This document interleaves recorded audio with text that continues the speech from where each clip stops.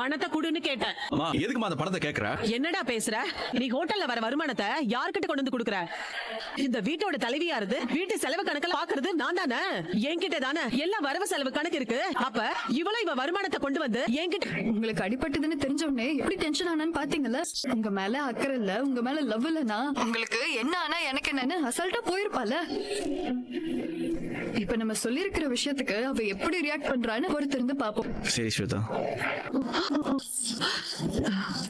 அத்தை, பொதுவா மருமகன் ஒருத்தி வீட்டுக்குள்ள வந்தா மாமியாரோட ஆட்சி காலம் முடிஞ்சு மருமகளோட ஆட்சி காலம் நடக்கும்னு கேள்விப்பட்டிருக்கேன். ஆனா அதுக்கு 1 வருஷமோ 2 வருஷமோ நாள் ஆகும்னு நினைச்சேன். இங்க 2வது நாள்லயே நீங்க இப்படி டெபாசிட் இழந்து தோத்து போயிருப்பீங்கன்னு நான் நினைச்சு கூட பாக்கல.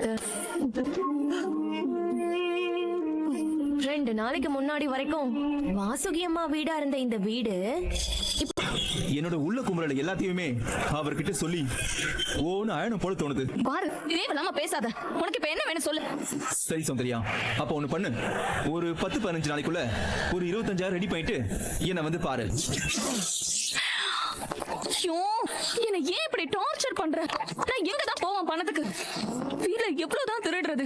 எனக்கு அதெல்லாம் தெரியாது. எனக்கு பணம் வேணும். இல்ல உன் புருஷன் நான் பார்த்து உன்னை கடத்தினதுல